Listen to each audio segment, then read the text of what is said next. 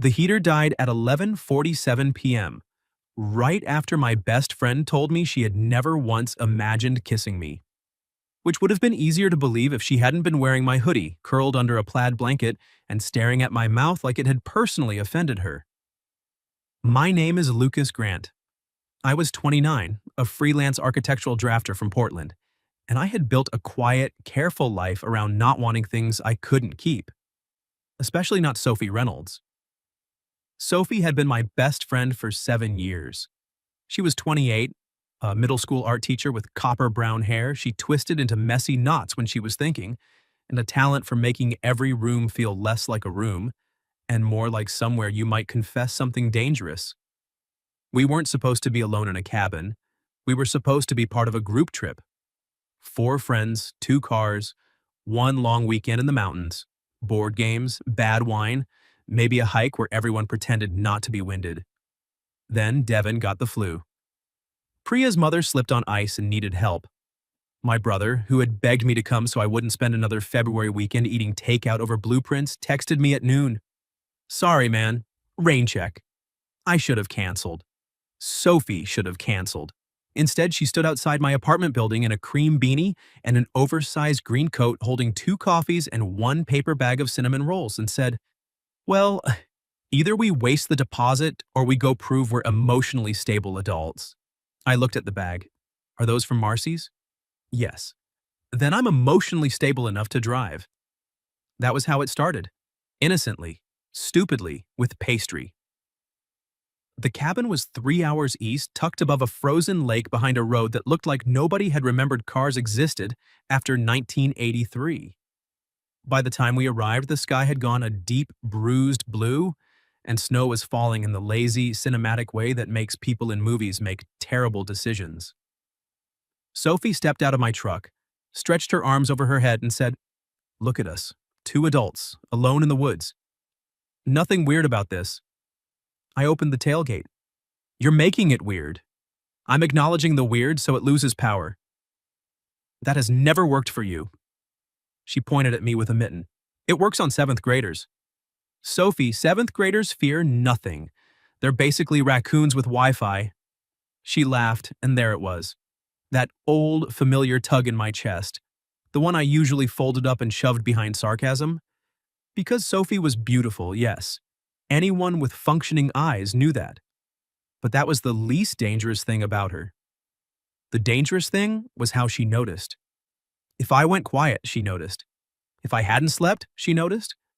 If I pretended my divorce 2 years ago had only left paperwork behind and not a crater in the middle of my confidence, she noticed that too. My ex-wife hadn't been cruel, not exactly. She had just slowly become honest.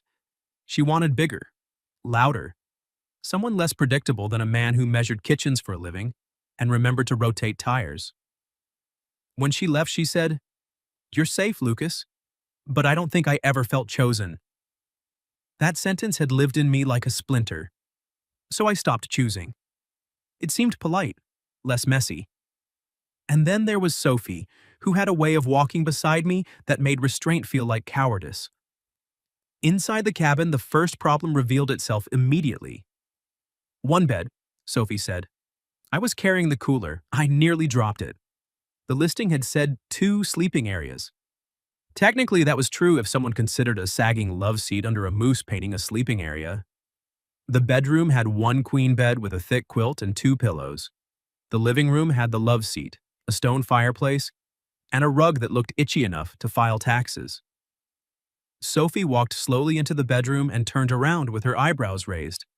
I said, "I'll take the couch." "That is not a couch. That is a decorative punishment." "I've slept in worse places." "When?"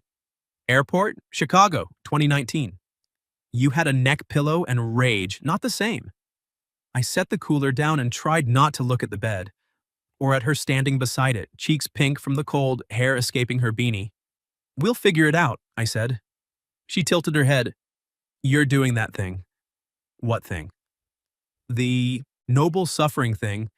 Very attractive in old novels, annoying in cabins." "Attractive." She said it lightly, like a joke tossed into the air, but my brain caught it and held on too long. I cleared my throat. I'm not suffering, I'm strategizing. Lucas, you just volunteered to fold yourself onto a love seat designed for a depressed ferret. Some ferrets are taller than you think.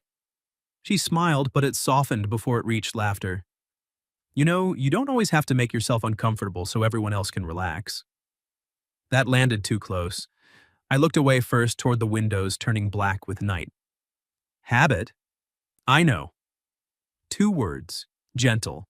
Unshowy. Sophie's specialty. We unpacked groceries, made grilled cheese in a skillet with uneven heat, and ate at the small pine table while snow thickened outside. The cabin had old yellow lamps, mismatched mugs, and a shelf full of paperbacks with cracked spines. It should have felt awkward. It didn't.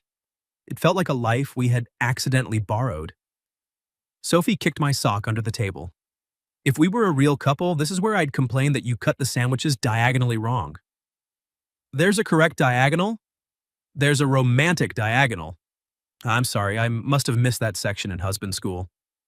Her expression flickered, just briefly. Regret, maybe. I looked down at my plate. My divorce came up sometimes, but usually like weather in another state. Known, not visited. Sophie's voice lowered. I didn't mean... It's okay. No, it was a dumb joke. It was a good joke. I'm just emotionally 90 tonight. She leaned back, studying me. For what it's worth, you would have made an excellent husband to someone who knew what to do with steady. I laughed once, quiet. That sounds like something you'd embroider on a pillow for a sad man. I would never embroider. I would hot glue it badly. Our eyes met, and the room changed in that subtle way rooms do when the joke runs out, and the truth is still sitting there. I wanted to say something, not everything, just something honest enough to scare us both. Instead, the heater gave a metallic cough from the wall, rattled like a dying shopping cart, and shut off. At first, we stared. Then Sophie said, "Tell me that was supposed to happen." I walked over, tapped the thermostat, and watched the little screen blink once before going blank. Nope. She pulled the blanket tighter around her shoulders.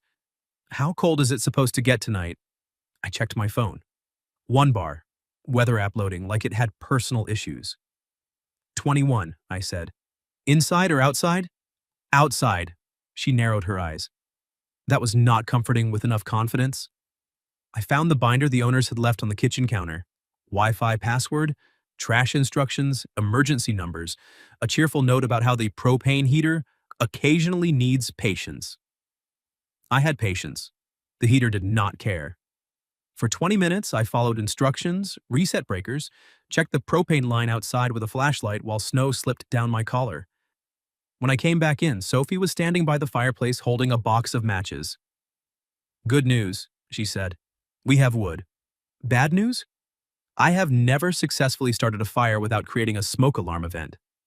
I was a Boy Scout for 6 months. Why only 6? I asked too many questions about not practicality. Together, somehow, we got a fire going. Not a heroic, roaring fire, more like 3 sticks having a private disagreement. But it gave off heat. Sophie crouched beside me, close enough that her shoulder pressed mine. Neither of us moved. Her hair smelled like snow and vanilla shampoo. My hand was braced on the stone hearth inches from hers. I could feel the warmth of her through the sleeve of my hoodie. She whispered, Lucas? Yeah? Have you ever thought about it? I looked at the flames. Fire safety? Us. There are moments in life when a man hears the exact question he has avoided for years and suddenly becomes fascinated by kindling. I swallowed. Sophie. That's not an answer. It's your name. Very good. You do know me. I looked at her then, and the teasing in her face faded into something more vulnerable. Before I could speak, her phone buzzed on the coffee table. She glanced over, and whatever she saw made her cheeks flush darker. I shouldn't have looked. But the screen lit up big and bright in the dim cabin, and the message preview was impossible to miss. From Priya. So? Did you finally tell Lucas you're in love with him, or are you still pretending this is a platonic mountain retreat? Sophie froze. The little fire popped between us. For 7 years, I had been careful with her. careful with my hands, my jokes, my glances, my stupid, hopeful heart. And now the whole cabin seemed to hold its breath while Sophie slowly turned back to me, eyes wide, embarrassed, terrified, and somehow still brave. Then the last weak warmth from the vents faded. The room dropped into a deeper cold and she pulled the blanket open with trembling fingers. "Just get in," she said softly. "I'm freezing."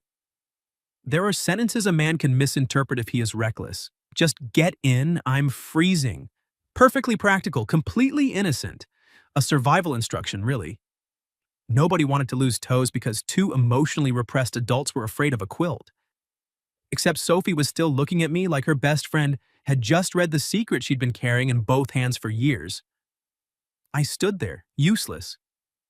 She gave a shaky laugh. "Lucas, I'm not inviting you to solve calculus. I'm saying the fire is tiny, the heater is dead, and you have the body temperature of fresh bread." "Fresh bread? Don't make me compliment you better while I'm humiliated." That broke something in me. Not completely, just enough. I crossed the room, but instead of climbing under the blanket, I crouched in front of her where she sat on the rug. The fire painted gold along her cheekbones. Her fingers clutched the blanket edge like she might use it as a shield. "Soph," I said. She closed her eyes. "Please don't do the kind rejection voice." "I don't have a kind rejection voice." "You absolutely do. You used it on that woman at Devin's birthday party when she asked if you wanted to go dancing." "I did want to go dancing." Her eyes opened. "With you," I admitted. The words landed between us, small and enormous. Sophie blinked. "What?" "At Devin's party. You were wearing that blue dress with the little buttons, and you kept stealing lime wedges from the bar. I spent half the night trying not to ask you to dance because I knew if I touched your waist in public, I'd forget every reason I wasn't supposed to." Her lips parted. Outside, wind dragged snow against the windows. Inside, the fire finally caught a better piece of wood and rose with a soft crackle. Sophie whispered, "That was 3 years ago." "I know. You remember my dress? I remember things I should not remember." Her face changed then. The panic didn't vanish, but something warmer pushed through it. Wonder, maybe, or the beginning of anger. "You absolute idiot," she said. I exhaled. "Fair. 3 years? More." "How much more?" I rubbed a hand over my face. "Do you want the honest answer or the version that makes me seem less emotionally constipated?" "Honest. The night you helped me repaint my apartment after Elise moved out." Sophie went very still. That night had smelled like primer, Thai takeout, and the kind of grief that made a man embarrassed to be seen. My ex-wife had left 2 months earlier. The bedroom wall still had a rectangular ghost where our wedding photo had hung. Sophie had shown up in ripped jeans with paint in her hair and said, "We are evicting beige from your life." We painted until midnight. She sang badly. I laughed for the first time in weeks. Then, while washing brushes in the kitchen sink, she had leaned her hip against the counter and looked at me with such fierce tenderness that I almost stepped into her arms. Almost. Instead, I thanked her like a coward and slept on the couch because the bedroom felt haunted. "I was a mess," I said now. "You were kind." I told myself I was confusing gratitude with wanting. "Were you?" "No."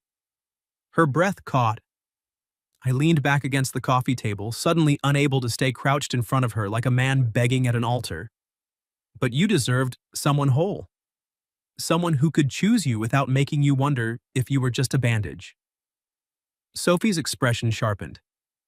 "Do not decide what I deserve and call it noble." I almost smiled. There she is. "I mean it." "I know." "No, I don't think you do." She scooted closer, blanket still wrapped around her shoulders. "You think love is only valid if it arrives clean. Perfect timing, no baggage, no fear. But people are not rental cabins, Lucas.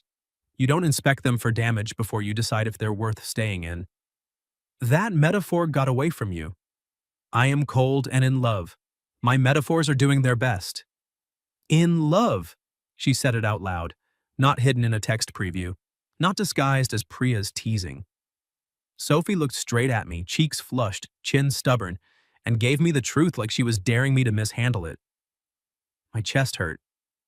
"I'm scared," I said. Her gaze softened. "Of me?" "Of losing you. You don't get to keep me by never reaching for me." I looked down at her hand on the blanket. Small smear of yellow paint still marked the side of her thumb from some school project. I had seen her hands make birthday cards, fix broken mugs, cradle crying students, gesture wildly during stories. I had imagined holding one too many times to count. So I reached, slowly, giving her time to pull away. She didn't. Her fingers slid into mine, cold at first, then curling tight. A simple touch. Best friends could hold hands, best friends could comfort each other. This did not feel like comfort. It felt like a door opening. Sophie stared at our joined hands. "Oh," I laughed under my breath. "Oh? I may have underestimated the hand-holding. You've held my hand before." "Not like you meant it." That sentence went through me. I threaded our fingers more securely and tugged gently. "Come here." For once, she didn't tease.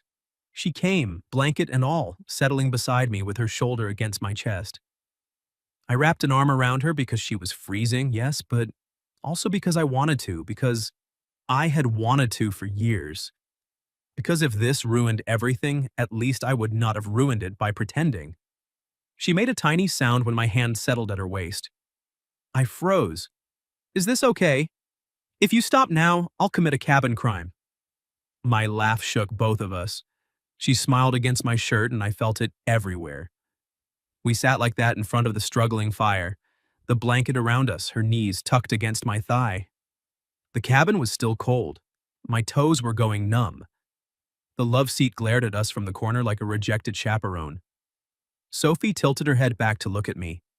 "So, what happens now?" "I don't know. Honest. Annoying, but honest. I don't want to rush you." Her brows rose. "Lucas, I have been in love with you long enough to develop emotional fossils.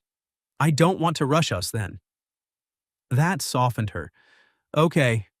I want to do this right. You're already trying to make it a building permit. I like permits. Permits prevent collapse." "Romantic. I can be romantic. I have seen you label leftover soup by date and viscosity." "That was one time." "It was minestrone, Lucas. It has one viscosity." I smiled and her eyes dropped to my mouth. There it was again. The room tightened around that glance.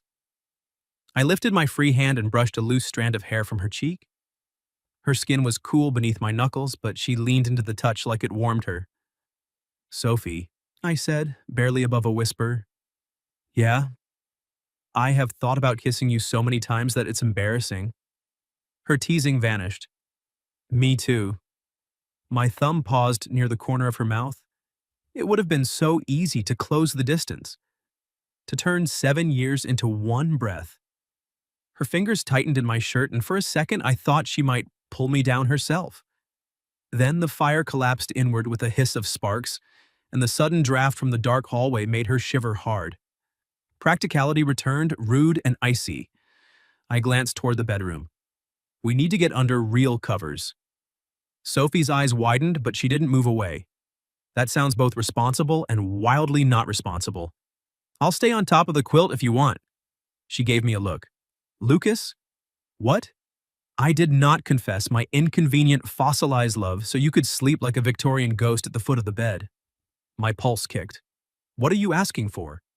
Color rose in her cheeks again, but she held my gaze. "Brave. Always braver than me?" "I'm asking you to come to bed," she said. "With me, to sleep, to hold me, and to stop acting like wanting me makes you dangerous." I couldn't answer for a moment. Then I stood and pulled her up with me, keeping her hand in mine. The bedroom was colder than the living room, the single bed piled with a heavy quilt and 2 folded wool blankets we found in the closet. We moved around each other shyly now, brushing teeth in the tiny bathroom, pretending it was normal to avoid eye contact while sharing toothpaste after a mutual confession. When I came back, Sophie was already under the covers in leggings and my hoodie, hair loose over the pillow. She lifted the blanket. My heart did something structurally unsound. I climbed in carefully, leaving a respectful inch between us. Sophie stared at the ceiling. Wow. What? That inch is very polite. I'm trying. I know, it's sweet. She rolled onto her side to face me. Also stupid. Then she scooted closer until her forehead rested against my collarbone and her cold nose brushed my throat. Every muscle in my body locked. She sighed. Fresh bread. I wrapped my arms around her, not as a friend, not as a mistake, as a man choosing the woman he wanted in the dark, in the cold, with no audience but the snow. After a long time, her hand slid over my chest and stopped above my heart. Lucas? Yeah? If you change your mind tomorrow, I'll survive, but don't lie to protect me. I pressed my lips to her hair. It wasn't a kiss, not exactly. It was a promise, waiting to become one. I won't change my mind. Her fingers curled in my shirt. And Soph? Hmm? I'm in love with you too. She went utterly still. Then she tipped her face up, eyes shining in the faint moonlight. For one breath, we hovered there, warm under the blankets, terrified and wanting. Her mouth was inches from mine, and this time, neither of us looked away. I had imagined our first kiss 100 different ways. On her apartment stairs after too much wine, in my truck while rain blurred the windshield, at some crowded party where jealousy or courage finally shoved me over the edge. Never in a freezing cabin, under 3 blankets, with Sophie's knee wedged between mine and her cold nose brushing my jaw. It was better than anything I'd imagined. She kissed me first. Not because I didn't want to. God, I wanted to. But I was still caught in that last thread of caution, that thin old fear of taking too much. Sophie had no patience for it. She lifted her hand to my cheek, whispered, "Lucas, please." And then her mouth found mine. Soft, careful, trembling at the edges. For one stunned second, I couldn't move.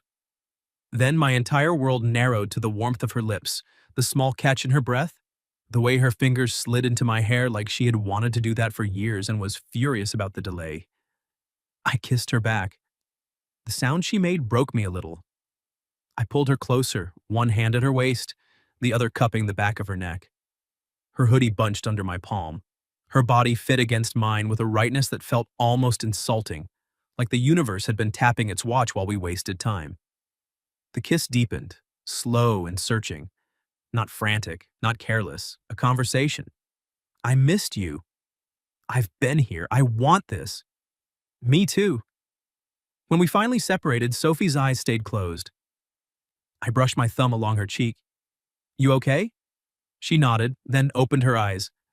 I'm trying to decide whether to be romantic or smug. Can you be both? I contain multitudes.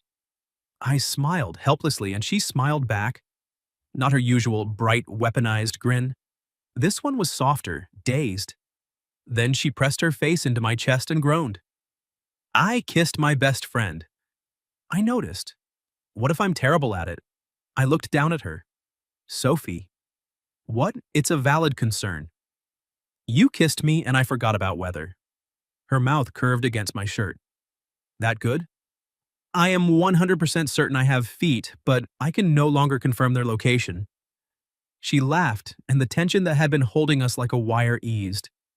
We slept eventually, or something close to it. I kept waking because she moved closer every time the cabin creaked, because her hand stayed tucked against my ribs, because happiness, as it turned out, was not restful. At dawn, pale light slipped through the curtains. The cabin was still cold enough that leaving the bed felt immoral. Sophie was asleep with one cheek pressed to my shoulder, hair everywhere, my hoodie sleeve pulled over her hand. I watched her for a full minute before guilt kicked me. Not guilt for wanting her, guilt for waiting so long. Her lashes fluttered. Are you staring? Yes. Creepy. Devoted. One kiss and you're devoted? No. I tucked a strand of hair behind her ear. That happened earlier. Her eyes opened fully then. Sleepy, warm, uncertain. There it was, the morning after. The fragile little bridge between confession in the dark and truth in daylight. I could feel her wondering if I would retreat. So I didn't. I leaned down and kissed her forehead, then her nose, then the corner of her mouth. She exhaled like she had been holding her breath all night. "Good morning," I said. Her smile bloomed slowly. "Good morning, boyfriend?" My heart kicked hard. The word hung there, half joke, half question. I had been divorced. I had signed papers that turned promises into filing codes. I knew labels didn't save anything. But Sophie wasn't asking for a guarantee. She was asking me to stand where she could see me. "If you want," I said, "yes." Her eyes widened. "That was too easy. I can make it harder. Submit 3 references and a cover letter." "Do I need a permit?" "For emotional renovations, yes." She laughed and shoved my chest, but her hand stayed there afterward. Then she went quiet. "I want, just so we're clear." I covered her hand with mine. "I want too." We kissed again, slower this time, morning soft. Her lips tasted faintly like mint. Mine probably tasted like panic and sleep. She didn't complain. Eventually, hunger drove us out of bed. We layered up like explorers, and I got the fire going, while Sophie made coffee in an ancient percolator that sounded like it was summoning ghosts. She set 2 mugs on the table. "Welcome to our first date." I looked around at the cold cabin, the unwashed skillet, the emergency blanket draped over a chair. "This is a date?" "Absolutely. There's coffee, forced proximity, and I'm wearing your clothes." "High standards." "For you, yes." We ate cinnamon rolls warmed in the skillet, pulling them apart with our fingers because the cabin had exactly 1 clean fork and Sophie declared sharing utensils too intimate for people who have only kissed twice. "3 times," I said. She licked icing from her thumb. "You counted?" "I'm an architect-adjacent professional. Precision matters. I'm going to abuse that information." I assumed. Snow had stopped, leaving the world outside blue-white and quiet. The lake below the cabin was hidden under mist. For a while, we sat shoulder to shoulder on the rug by the fire, drinking coffee and pretending the cold was charming. Sophie leaned into me. "Tell me something you haven't told me." "That's broad." "Good. Start anywhere." I stared into my mug. Romance, I was learning, was not just kissing the woman you loved. It was letting her look at the places you'd kept boarded up. "When Elise left," I said, "I was relieved before I was sad." Sophie didn't move. "I never say that because it sounds awful, but our marriage had gotten so quiet. Every conversation felt like I was failing a test I didn't remember signing up for. When she said she wanted out, part of me thought, thank God. Then I hated myself for thinking it." Sophie's hand found mine on the rug. I looked at our fingers. "I think that's why I didn't tell you. Because wanting you felt clean. And I didn't trust it. I didn't trust myself." "You can be relieved something ended and still grieve it," she said softly. "That doesn't make you cruel." I swallowed. "You always make room for people to be complicated." "I'm a teacher. Complicated is where the kids hide the good stuff." I laughed, but it came out rough. She turned toward me, tucking one leg beneath her. "My turn?" "You don't have to." "I know." She took a breath. "I've dated people because I was trying to stop comparing everyone to you." That one hit with heat and ache together. "Soph." It wasn't fair to them. Or me. I'd sit across from some perfectly nice man and think, Lucas would hate this restaurant lighting. Lucas would have brought a better umbrella. Lucas would know I'm pretending to like olives. You do hate olives. They taste like salty pennies. They do. Her smile wobbled. "I was scared if I told you, and you didn't feel it. I'd lose the person I wanted to call when everything went wrong. So I kept making myself settle for almost." I set my mug aside. Then I took hers and set it down too. "What are you doing?" she whispered. "Choosing you properly." I kissed her there on the rug in the pale mountain morning, with coffee cooling beside us and smoke smell in our clothes. She rose into it immediately, both hands on my sweater, not shy now. When I pulled back, she followed me half an inch, which did dangerous things to my self-control. "You can't say things like that," she murmured. "Like what?" "Choosing you properly." Her eyes searched mine. "I'm not emotionally insured for that. I'll add it to the permit." She laughed, then kissed me again, quick and bright. By noon, the cabin owner had texted back that a repair guy couldn't come until the next morning because the road was iced over. We had power, water, a fireplace, and enough food, so there was no real danger. But the message shifted something, another night. One bed. Sophie read my face and arched a brow. You're doing math. I'm assessing logistics. Lucas. Yes? She stepped close, looped her arms around my waist, and looked up at me with that brave, impossible softness. I'm not afraid of another night with you. I rested my forehead against hers. Neither am I said. And for the first time in years, I meant it. By mid-afternoon, we had turned the powerless heater into a third person in the relationship. I think it's judging us, Sophie said, standing in front of the dead wall unit with her hands on her hips. It's a machine. It watched us kiss by the coffee table. It did not watch. It failed to provide warmth and then lurked. I came up behind her and wrapped my arms around her waist. Not because I needed to, because I could. That was becoming a dangerous discovery. Sophie immediately leaned back against me. See, this is the heater's fault. I'm willing to thank it in the guest book. She turned in my arms. Dear cabin owners, your broken heater forced years of emotional honesty. 2 stars. Only 2? One bed was a bold choice. I kissed the tip of her nose. You're complaining? No. Her hand slid up my chest. I'm documenting. We spent the rest of the day like people trying on a future in borrowed clothes. We took a short walk down toward the frozen lake, bundled in mismatched layers. Sophie wore my flannel under her coat and kept slipping on patches of ice so she could grab my arm with theatrical panic. I'm beginning to suspect some of these near-death experiences are staged, I said. She gasped. You think I would fake helplessness for hand access? Yes, correct. At the lakeshore, the world was all white silence and dark pine. Sophie stood beside me, shoulder pressed to my arm, her breath clouding between us. It's weird, she said. What is? How normal this feels. I looked down at our gloved hands linked together.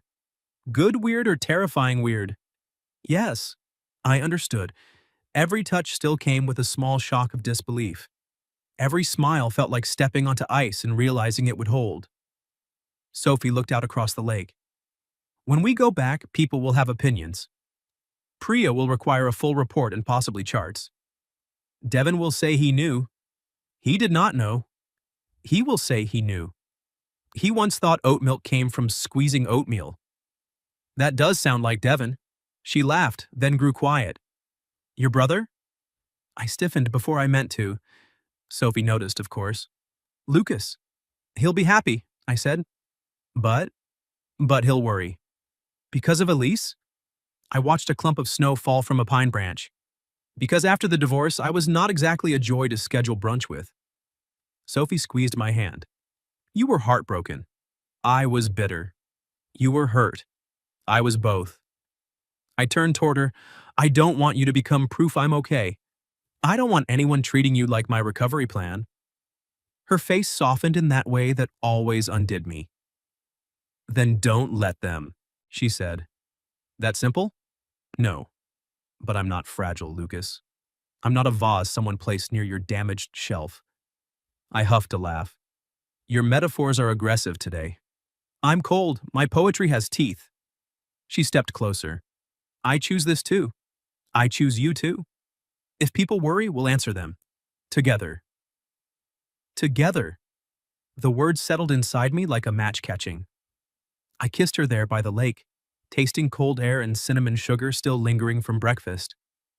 She rose onto her toes, mittened hands gripping my coat, and kissed me back like she was making a point to the trees, the frozen water, and every year we had wasted. When we walked back, she didn't let go of my hand once. That evening felt more like a date than anything I had managed in my adult life. We made pasta with jarred sauce and too much garlic. Sophie found candles in a drawer and arranged them on the table with solemn ceremony. Ambiance, she announced. This is starting to look like a seance. We are summoning romance. I thought romance was already here. Her eyes flicked to mine over the match flame. Is it? The teasing in her voice didn't hide the question underneath. So I crossed the kitchen, took the matchbox from her hand, and set it down.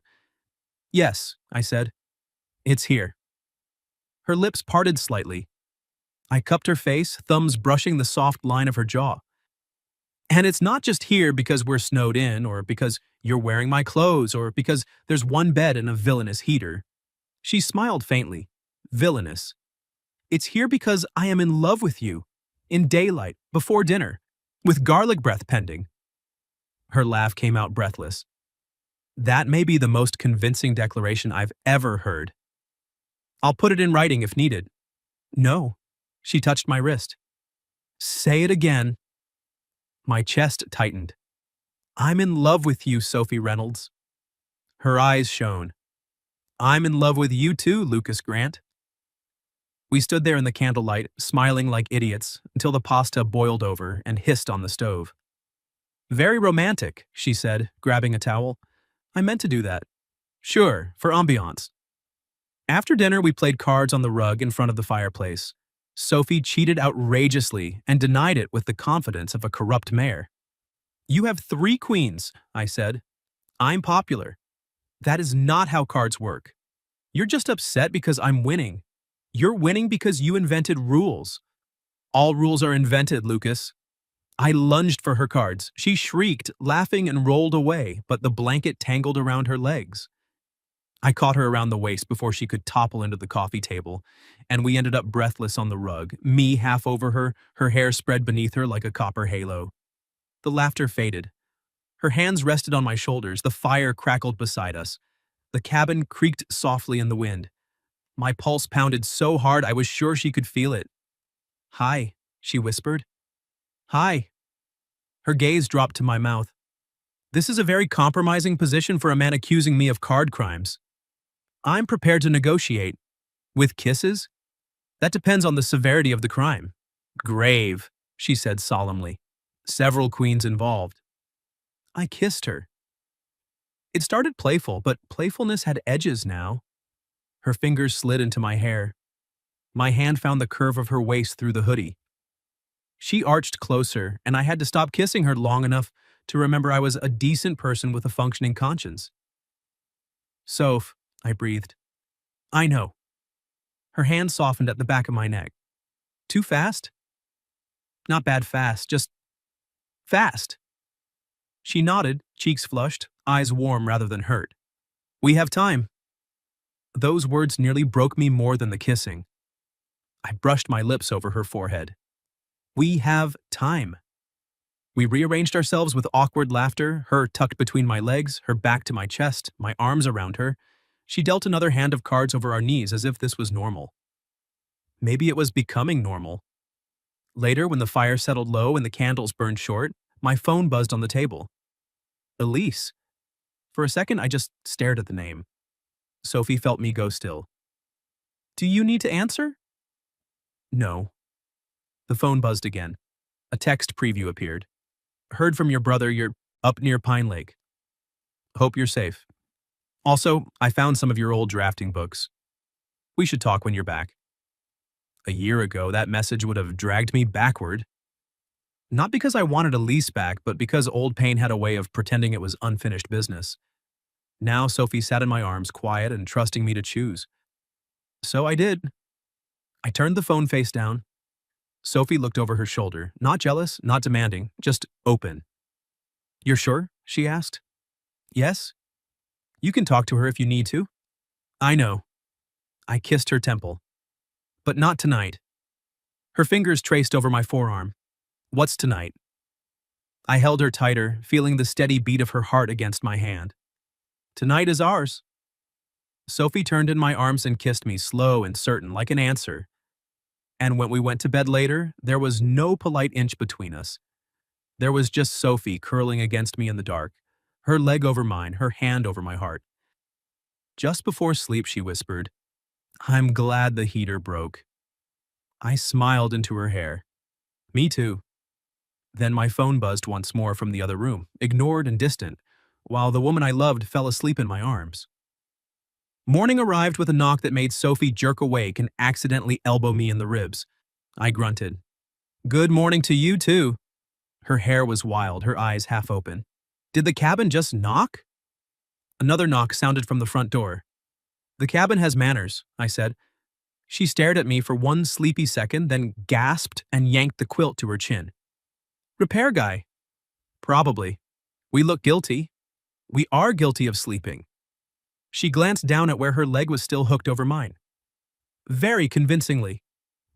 I laughed, kissed her forehead, and climbed out of bed into air so cold it felt personal. The repairman was a cheerful man named Hal who smelled like motor oil and peppermint gum. He stomped snow off his boots, took one look at the heater, and said, "Oh yeah, this thing's dramatic." Sophie, wrapped in a blanket on the couch, whispered, "See? Villain." Hal fixed it in 20 minutes. 20? After 2 nights of emotional collapse, life-altering confessions, and kissing my best friend under emergency blankets, the heater needed a new igniter and a little encouragement. When warm air finally pushed through the vents, Sophie looked at me across the room. I expected relief. Instead, she looked almost disappointed. I crossed to her. "You okay?" She nodded, then tugged me closer by the hem of my sweater. I know this is irrational, but it feels like the cabin spell is ending. I crouched in front of her. There was no spell. Lucas, there was bad maintenance and snow. And your friend's incriminating text? Her lips twitched. I took her hands. But this? Us? That comes home with us. Her expression softened, then wobbled. Promise? I had been careful with promises after my divorce, careful to the point of cowardice. But Sophie wasn't asking for forever in a reckless way. She was asking if I would still choose her once there were roads and phone service and separate apartments. Yes, I said, I promise. She leaned down and kissed me, warm and sweet and sleepy. Hal cleared his throat loudly from the kitchen. Sorry, Sophie called, not sounding sorry at all. The drive back to Portland was slow, sun flashing off snowbanks, the truck heater blasting like it had something to prove. Sophie sat in the passenger seat wearing my flannel again, her hand tucked in mine on the console. Halfway down the mountain, my phone reconnected to the world and exploded. Priya, I require details. Devin, I knew it. My brother, Caleb. Please tell me you two finally figured yourselves out. Sophie read over my shoulder and snorted. Devin did not know. I'll fight him. Then Elise's name appeared again. Sophie saw it. Her fingers didn't tighten. She didn't pull away. She just waited. That was why I loved her. Not because she never got scared, but because she trusted me enough to let me be honest. I pulled into a scenic turnout where the valley opened below us, all winter light and dark trees. You don't have to do this right now, Sophie said. I do. I typed carefully. Thanks for letting me know about the books. You can leave them with Caleb or donate them. Hope you're well. Then, after a pause, I added, I'm seeing Sophie now. I'm happy. I hit send before I could polish it into something safer. Sophie stared at the message. Seeing? I looked over at her. Dating felt too small. In love with felt like maybe a lot for a text to my ex-wife from a mountain turnout. She considered this. Fair. I can send a correction. No. She smiled. I like happy. I lifted her hand and kissed her knuckles. I am. Her eyes shone in the winter sunlight. Me too. When we got back, things were not magically perfect. They were better than perfect. They were real. Priya did demand details, though she had to settle for the edited version over dumplings the next weekend. Devin claimed he had felt the energy shift years ago, which was rich coming from a man who once missed an entire surprise party planned for him. Caleb hugged Sophie so hard her feet nearly left the ground, then pulled me aside and said, Don't overthink this until you ruin it. I told him, that was plan A, but I'm revising. Sophie and I dated like people who already knew each other's coffee orders but still had whole countries left to discover. I learned she hummed when she graded papers. She learned I talked to stubborn cabinet hinges. I took her to a restaurant with romantic lighting, and she admitted she still hated olives. She dragged me to an art supply warehouse and spent 20 minutes explaining the emotional difference between two nearly identical shades of blue. We fought once, about 3 weeks in. Not loudly, not cruelly. I canceled dinner because a client moved a deadline, and Sophie went quiet in that careful way that meant Hurt was trying to look reasonable. The old me would have apologized, rescheduled, and hoped the discomfort passed. The new me drove to her apartment with takeout, knocked on her door, and said, "I don't want to become the man who assumes you'll understand until you stop feeling chosen." Her face crumpled a little. Then she let me in. We ate noodles on her floor and made a rule: no noble disappearing. If one of us was scared, we said so. If one of us needed reassurance, we asked. Romance, it turned out, was not a single brave confession in a cabin. It was choosing and choosing again in kitchens and traffic and tired Tuesdays. By the following spring, Sophie had a drawer at my place. Not an accidental drawer, a deliberate one. She labeled it with a sticky note, "Emotional Renovations, Phase 1. I left it there. In June, we went back to the cabin. This time, the heater worked perfectly. "Suspicious," Sophie said, standing in the bedroom doorway. I set our bags down. "One bed again?" She turned to me with a slow smile. Tragic. We made grilled cheese diagonally romantic and drank wine at the pine table while sunset turned the lake gold. Later, we took a blanket outside and sat on the porch steps, her tucked between my knees, my arms around her, fireflies blinking over the grass like tiny sparks from a future I no longer feared. "I used to think love was supposed to feel like falling," I said. Sophie rested her head back against my shoulder. "And now?" I looked down at our hands, fingers woven together under the blanket. "Now I think it feels like coming in from the cold." She turned in my arms and kissed me as the first stars came out over the lake. Behind us, warm light filled the cabin windows. In front of us, the mountains held the last blue of evening. And for once, I didn't feel like I was borrowing a life. I felt like I had finally stepped into mine. What would you have done if you arrived at a freezing cabin with only one bed, the heater broke, and your best friend told you to just get in? Have you ever experienced something similar? Tell your story in the comments. If you like this one, leave a like, subscribe, and I'll see you in the next video.